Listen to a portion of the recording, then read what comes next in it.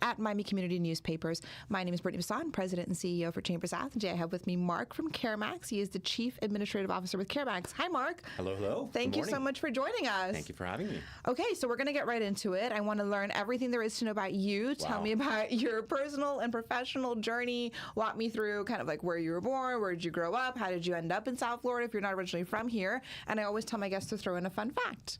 So you can start or end with it. Okay, fun fact.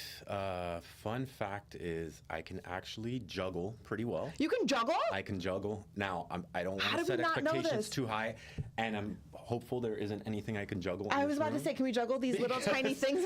If you want, I didn't say I was a professional. I said I could juggle. You could juggle. Yeah, I could juggle too if I learned how to do it. Hard-earned dollars at work while I was in college. What made you decide to learn how to juggle? Was it a party trick? I don't know that it was a decision as much as it was just something that happened.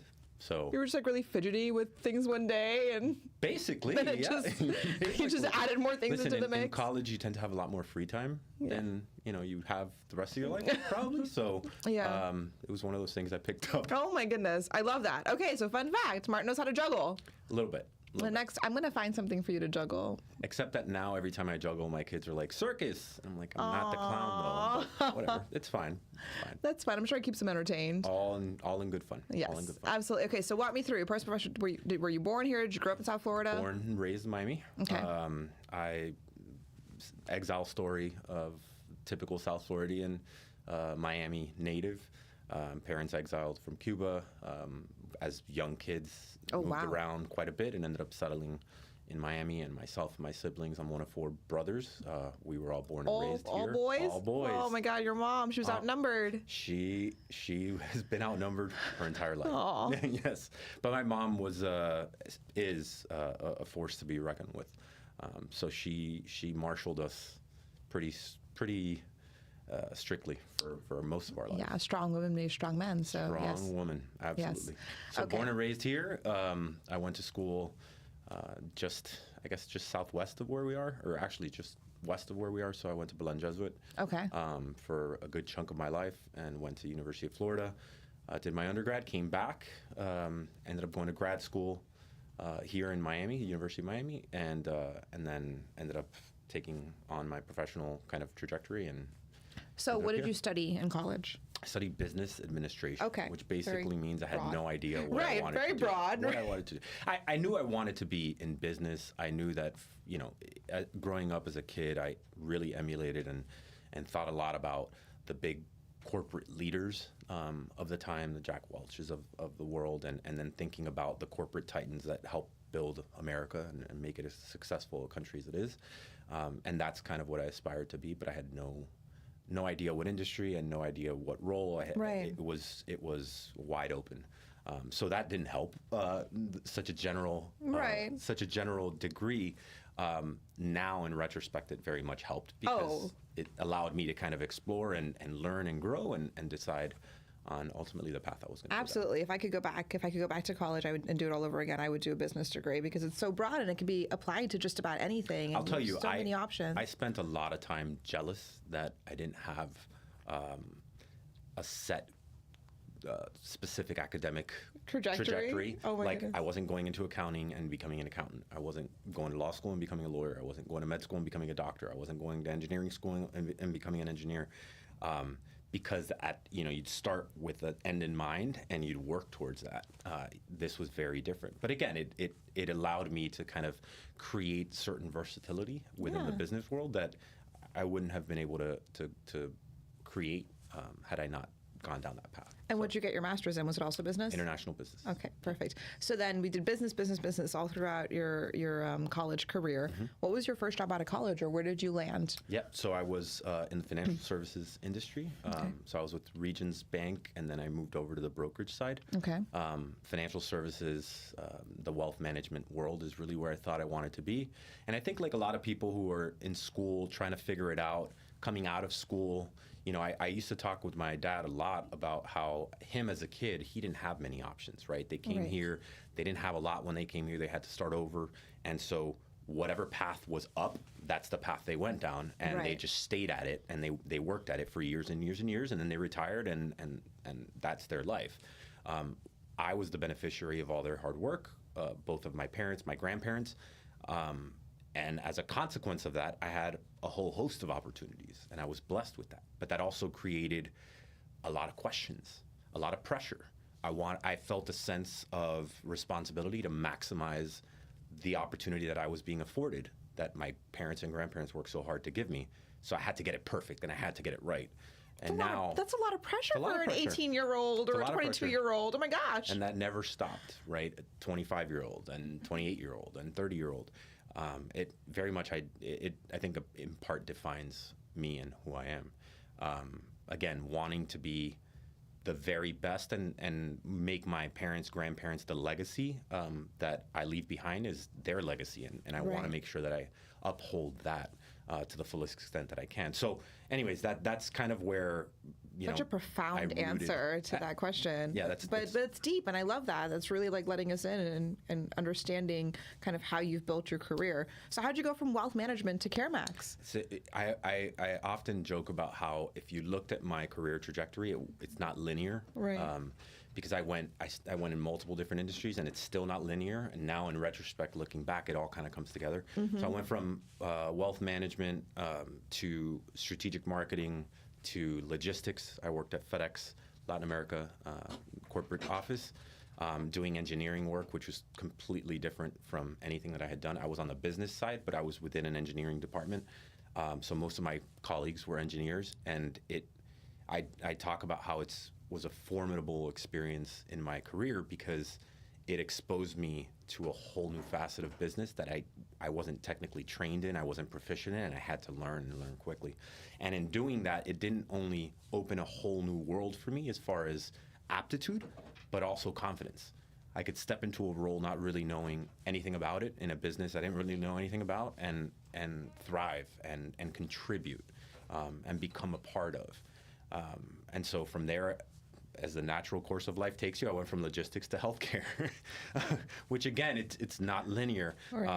I was presented with an opportunity to join Miami Children's, at the time now Nicholas Children's Hospital. Oh, very cool, yeah. As director of strategy. Again, I had never been in healthcare, so barring checking in at my doctor's appointments and having some surgeries, I had no idea about anything in healthcare. And at the time, my wife and I were pregnant with our oldest son, who's now 10.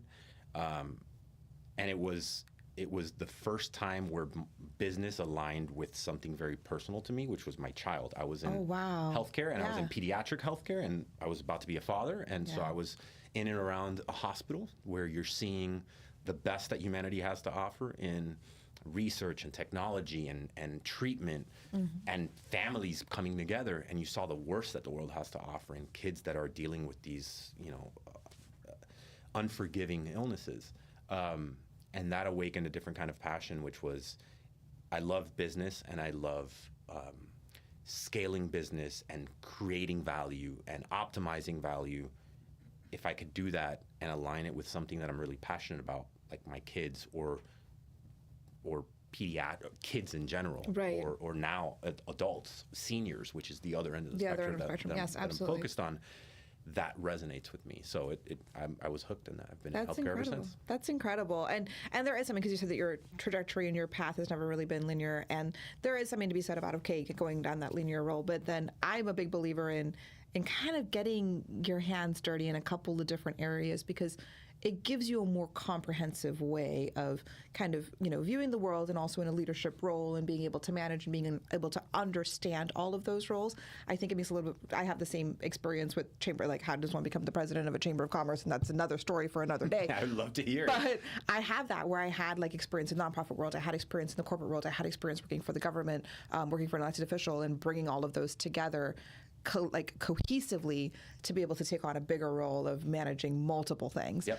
So that's so cool. I don't think I didn't. Now I have the benefit of hindsight, right? Right. Back then, especially growing up in a family like I grew up in, with uber successful, uber ambitious siblings, parents, the whole nine, being surrounded by a nucleus of a bubble of kids that you grew up with who were doing great things and living extraordinary lives.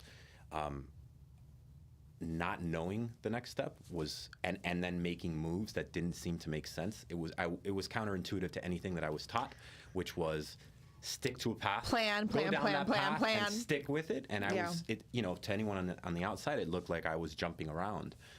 Again, now I have the benefit of looking back and appreciating it. I will tell you that someone said to me recently, and it really has, because I'm very similar to you in that regard. Like, I like knowing, I like planning. I'm very structured. Everything's organized. You travel with me, and like I budget like downtime on the itinerary of when we're going to relax. So I'm a planner at nature by heart, and so. Someone said to me recently, and it really resonated, and it was, you have to trust in the plan, even though the entire plan may not be clear to you. And you're talking about that benefit of hindsight, and like, okay, looking back, it all makes sense now. But at the time, I was, what's going on, and you're so confused. And so that really, I connect with that. There's a Martin Luther King quote, which is, you just need to take the next step. You don't need to see the whole staircase. Yes. And it really resonates with me, because you reach the top, you look back, and you've traversed this whole staircase. But at the time, all you see is the step. And do you trust that there's one after that and one after that? Yep. Over time, I've gotten more comfortable in just being able to see one step without needing to see the whole staircase. That's awesome. I wish I would have learned that earlier, but right. I know that earlier, experience. but that's why we talk about this, and so now we give this advice to others, where it's like, okay, trust in the plan, take the next step. You don't need to see the whole staircase, and that's why it's important that we have these conversations. Absolutely. Okay, so wow, so we've talked about so much, and this is going to be a really fun question now. When you were like a little boy, if someone said, "Hey, what do you want to be when you grow up?" What was your answer to that? I wanted to be a garbage man. Really? I absolutely did. Okay, tell me more. The thought of hanging on the back of a truck all day, would just seem like the most awesome thing in the world. And I think a lot of like little boys that get really excited when they see the garbage trucks go by, and they're like, they're big, and then they get the little toy ones at home, and it was all about the truck and hanging off the back of the truck. I mean, that's really what it came down to. And then it shifted from that to law. I really thought everything was like centered around trucks. Are you going to say like law enforcement and firefighter? I was going to say law enforcement, but it was actually more. Anything that had if you ask my mom, she would have sworn that I was going to end up in, the FBI would be aspirational, or in law enforcement in some way, shape, or form, because it just always resonated with me. And now, But more like investigative and detective versus like anything? Yeah, okay, anything related to law enforcement, anything related to kind of standing up, preserving law and order, helping to protect and defend. That whole notion of service is something that very much resonates with me. I was the one that was watching every law enforcement, police show, movie, whatever it was. There's something about it that resonated with me. And now I think it very much parallels with my identity as an athlete. Similar. It's being part of a team. It's being part of a group, a fraternal group that's just very tight-knit, all focused on achieving the same things. And now it kind of, that general notion applies to more broadly to my entire life. Yeah, absolutely. Wow, that's so cool. I would have never expected that answer, but thank you. Thank you for shocking me a little bit. Here's what I can't do. I can't juggle on the back of a garbage truck. Okay. So in case you were wondering that. Well, we can build up to that, though. I can't do There's still tons of time to learn how to juggle on the back of a garbage truck. We can build up to it. We can make it happen. We know some people. I'll train. We know some people. I can train. We can make it work. Okay, so what are you the most passionate about now in your life? At this point in your life, what are you the most passionate about? Whether it's your family, your career, if there's a specific nonprofit that really resonates with you, this is the opportunity to talk about that. Yeah, look, I think first and foremost, my family. Oh, of course. I've had the benefit of moving around over we just moved back in August, so I've been moving around for the last 8 years. We've lived in great parts of the country. As a family, we've grown our family. My wife has embarked on this journey for my career to continue to progress and move, and we just took opportunities as they came. And what makes me so proud is to look at the family that we've created now, the life experiences that we've lived. I used to talk about, we moved to Boston, and before we moved to Boston, just to set the stage, my wife was 7 months pregnant with my oldest son when we decided to move. And, she had never lived outside of the city. Having a baby in a new city in the beginning of winter, it was a tough time to work through. And what we talked about was having pictures on the wall of a snow day, or of a trip to Martha's Vineyard, or of a Red Sox game, or, you know, all these things. And now, and then we moved to Texas. And so now we just moved houses again. We're done moving. I never want to see a box again in my entire life. But now, as we're furnishing this house and we have pictures on the wall, You've created those memories, yeah. of a life of experiences that we all share, that as much as I love my extended family, they participated in coming to visit, but the ones who were bound by that was myself, my wife, and my kids. That's amazing. It's pretty awesome. So I'm incredibly passionate about my wife and kids. Trying to spend as much time with them now as possible. Having that work-life balance is important. I don't like many of us. I don't know that I'll ever get the balance word right or philosophy right, but it's something that I'll always aspire to and try. And now seeing my kids with their cousins is by far the greatest joy that I have, day in and day out.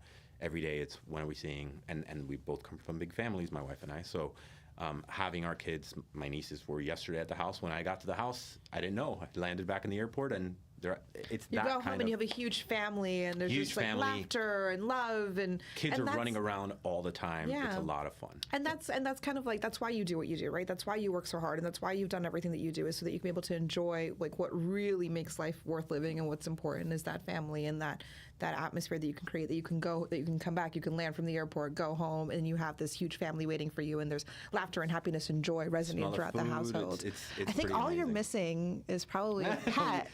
I have a feeling you were planting that question. Yes, we will get a pet soon. My kids, if you're watching, we will get a pet soon. I think all you're missing is just, like a dog running around, greeting everyone, and I did causing havoc and chaos. I did tell you that I was holding the line on against the pet while we lived away. But you're done moving. But we're done moving, so I lost that piece.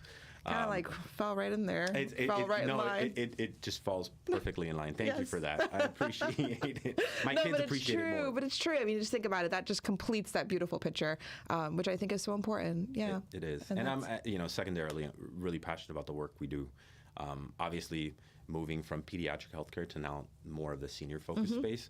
I have the opportunity to walk the halls of provider practices, physician offices, our own clinics.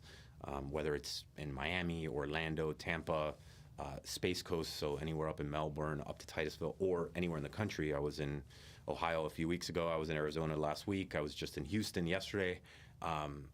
Being able to see the work that's being done in the practices that we either own and operate or support, and being able to see the individuals that are on the receiving end of it is pretty powerful. A quick story: we celebrated Centenarian Day, which is that's incredible. Actual day. That's and we awesome. Actually celebrated it. When is that day? Is it something that you've created in CareMax, or it's a national? It's an actual day. Our experience team, who's phenomenal, put together an amazing kind of tribute to recognize all of our members and our patients who are 100 years old or over, or very close to. Oh, okay, so cool. Over or very or at, plus or minus. Plus or minus. Plus or minus if here. you're close, we need to celebrate you, right? Yeah. And we had a ceremony at one of the locations, and there was a patient of ours whose family flew in from out of the country for that specific day. Oh, that's and when so you hear sweet. them talking about, thank you for recognizing my mom. This is such an important milestone for her, and the fact that you're doing it, your family, we're family. That feeling of family and community is something that's important. So for me to be able to do that in my day-to-day life as I work and travel and meet our team members who are as passionate as I, or if not more, is something that's really powerful. That's incredible. Well, that's a really, really great segue into my next question, which is, let's talk all about CareMax. And we've talked so much about, I could talk to you for hours, and so we're probably going to go over a little bit, but it's okay. Let's talk about CareMax. Tell me who you are, what you do, who you serve. For people that may not be familiar, might not know anything about CareMax, they see the buildings, they see the vans, they see the stuff, but they don't really know. Tell me everything. The floor is yours. Great. Thank you. So I love telling the story. It's actually an easy and fun story to tell. So CareMax was founded in 2011 by a few partners, two brothers and a third partner. The brothers are Carlos and Albert DeSolo, and they're still very much involved as CEO and COO of the company, and started with one small clinic. The idea was they had dealt with some personal healthcare issues in their family with seniors, and knowing that there was opportunity to better improve the providing of care, to the provision of care to seniors was something that just resonated with them. So they started one clinic. And I love telling the story because when they started the clinic, it was them and a provider, and they were the front desk. They were the sales team. They were doing the contracting with the insurance companies. They were, literally doing the routes when they've had their first driver. Who are you going to pick up today? Who are you going to pick up tomorrow? How are we going to schedule? It was very primitive back then. But that's the kind of people that I want running an organization. Absolutely. People that have done, who have been in those roles. Every role. Yes. And when it was that hard. That gives me faith in an organization. When it was hard, when you had no money, when you had few patients, and you were trying to make it. So from that, we grew to 13 medical centers. In 2021, we made the decision to go public. Okay, so wow. We are actually traded on the NASDAQ. We're actually traded as a technology company because we have a suite of proprietary technology solutions. Very cool. To manage the senior population. And so we went public as an entity that had 26 medical centers because we merged with another local company, and then quickly acquired several more, plus built our own de novo centers. So now we stand at roughly 65 medical centers across the country. 2011. 2011 a little was over one. 10 years. 2021, we were 13.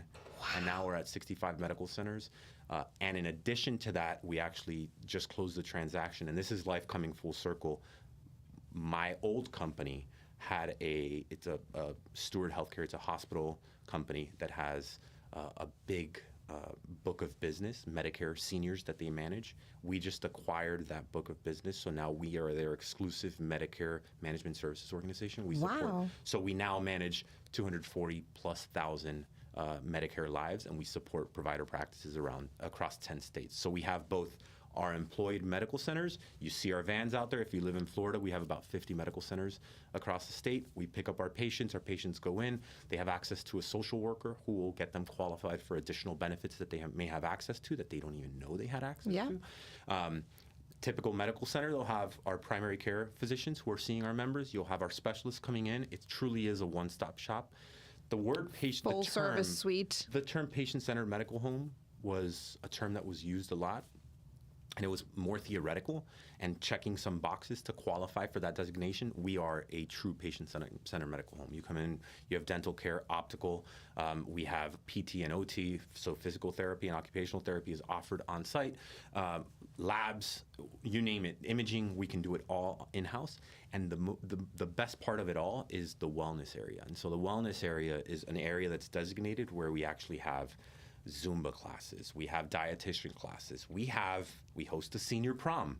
Oh, that's these are so seniors. Sweet. Yes. So they have a senior prom. They have a senior prom. You walk in and you'll see some pretty competitive, whether it's bingo or dominoes, but when you think about it, right? The game nights get intense. It's intense, but you think about it, right? This is a population of individuals who most of their families, their kids and their grandkids and brothers and sisters are working or have their day-to-day lives, are busy.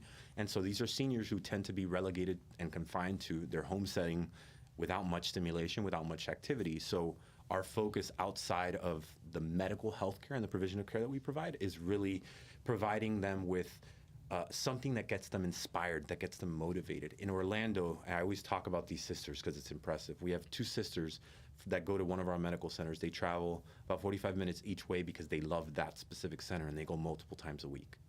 They're not twins, but they dress exactly the same. Oh my gosh. So they look like twins, but they're actually not twins. And they are our biggest ambassadors, right? They come in for the art classes. They joke that they don't come in on Thursdays because it's the one day of classes that they don't really, it doesn't resonate with them, right? But every other day they come in. Yeah. And they travel and they commute to do that. Which to me indicates that there's some magic, there's some secret sauce there that keeps them engaged and gives them a sense of purpose, a sense of meaning. Outside of being able to provide quality care, if we can give that to seniors across the country, how could you not be passionate about that? Yeah, that's incredible. You were talking earlier about like when you were moving around and you were creating memories and you were creating experiences with your family, and that's what you're doing on a much smaller scale for this population, for the senior population. You're giving them the opportunity to create memories, have experiences, have that sense of purpose, while also, like you said, providing quality medical care. That's Absolutely. incredible. That is something to be very passionate about. And it's amazing. And people don't know this, they just don't know. They think, oh, it's another medical facility that I can go in and just get, care or, for senior care. So it's really important that our community knows all of the amazing things that your facilities have to offer. Thank you. And you're also huge proponents of corporate social responsibility. Absolutely. And you recently had your community impact report where you talked about all the different things that you're doing in the community. And you're a South Florida-based company. Like you said, you're expanding now through the medical, being the medical provider for the 200 plus thousand seniors. Mm-hmm. So you're expanding into multiple states. But you guys are really more like in the South Florida area. Do you have plans to expand? 100. Build other centers? Absolutely. Okay, perfect. So we have centers in as far north as New York. So we have several centers in New York City. Oh, I didn't even know that. Yeah, Okay. we have several Wow. centers in New York City. We have a center in Houston, Texas. We have. I thought those were just like partner providers. No, we have their like actual they're CareMax centers. Their actual CareMax Wow. branded centers. We have several centers in Memphis, Tennessee, and we continue through the relationship and the acquisition that we completed in November with our steward partners. We have providers that are independent providers across the country. I have several. I was just meeting with in Arizona and in Nashville, Tennessee, where they've been. You have these providers who've been struggling to remain independent for a long time. Our model resonates with them because our model is specifically built around providing quality care and incentivizing the providers based on the quality of care they provide, not the number of patients they see, not the number of bills that they submit. That's not how we incentivize our providers. It really is about providing the highest quality care and spending a right amount of time with the senior population so that we ensure that we're best managing the quality of care. It resonates. So we'll have providers that come to us and say, hey, I'm ready to hang it up. Why don't you just, and it's actually not even an acquisition, just employ me. So we'll take over their practice, and little by little we'll evaluate, is the practice sufficient to be able to continue to expand and build our full model around, or do we have to lease a new space and actually build out a new facility and then move that provider and their patients to the new facility? So we're doing that across the country. That's incredible. We have several sites that we're building from the ground up, and then we have others that we just look for space that's adequate, and we lease the space, and then we take it from there. That's incredible. So tell me, let's talk a little bit, because I mentioned earlier, let's talk a little bit about your corporate social responsibility and your community impact report and the different pillars that you work with across the community in terms of giving back.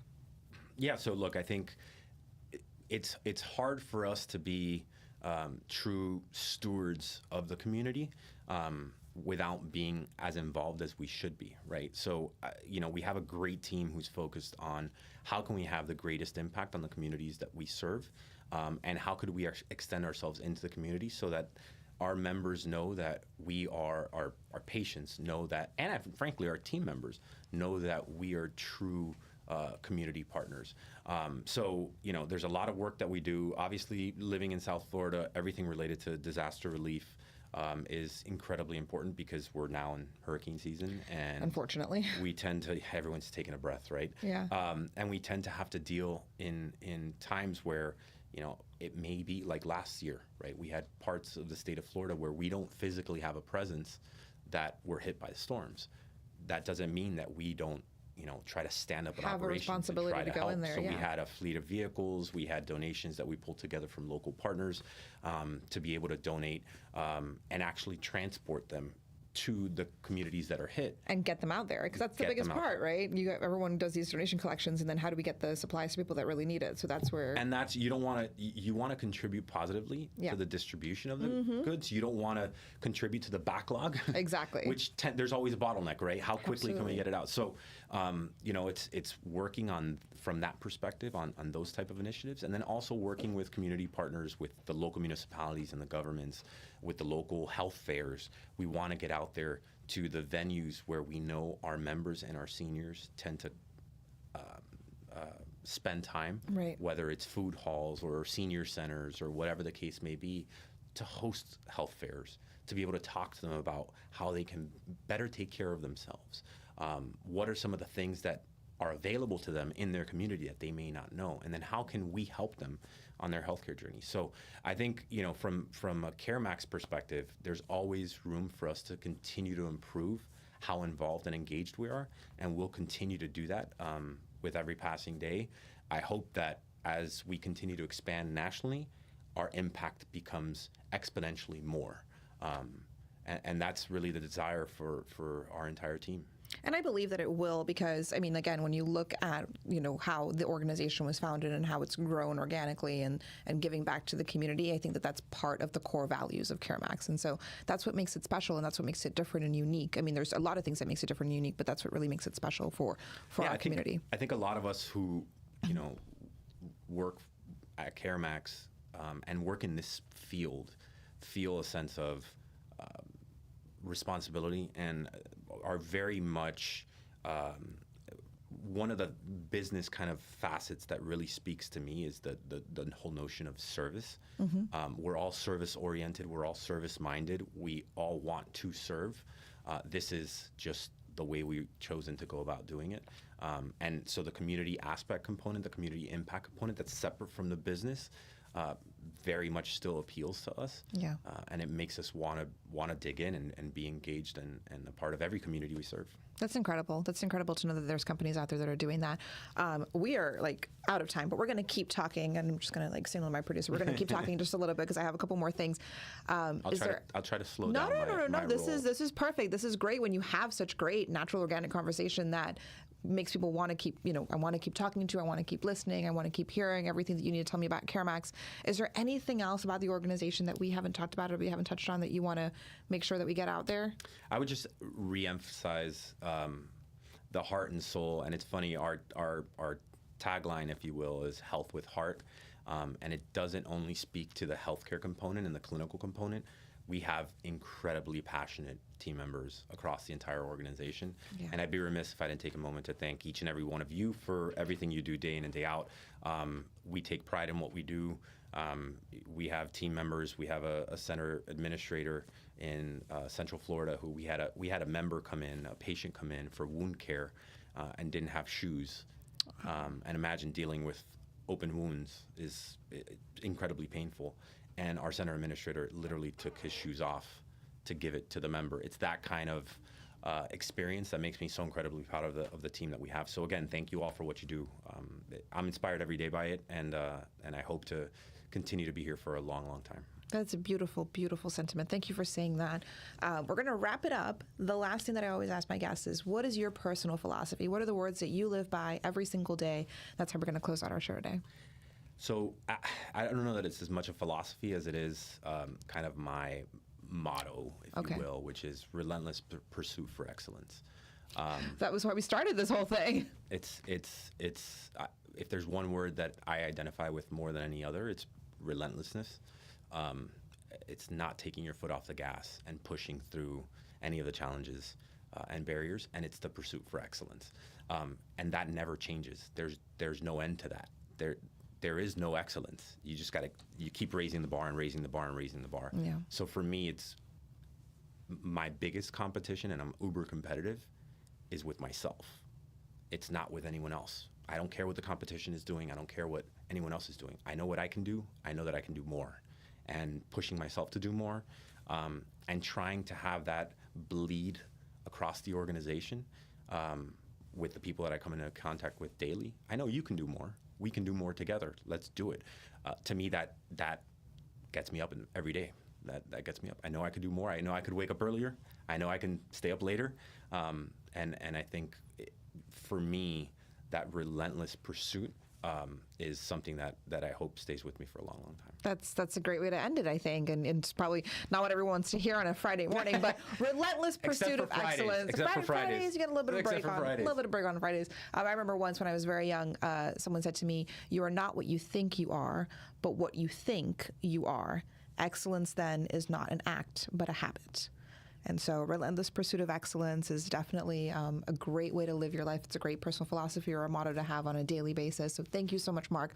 Unless you're married to me, then you have to deal with that on a daily basis. And relentless pursuit for excellence at 4 a.m. on a Saturday is probably not what you want to be hearing. No, but Saturdays and Sundays are for sleeping in and pancakes with that's why you have family. to choose wisely who you spend your life with. You do. I believe that you've chosen very wisely and built a beautiful family and a beautiful life. So thank you for coming on and sharing your story with us. This has been Live with Brittnie in partnership with our friends here at Miami Community Newspapers. These shows are filmed every Friday morning at 10 a.m. So if you want to be on the next episode of Live with Brittnie, feel free to reach out to us at Chamber South. You can call us 305-661-1621, or you can email us at info@chambersouth.com, and we will see you next week.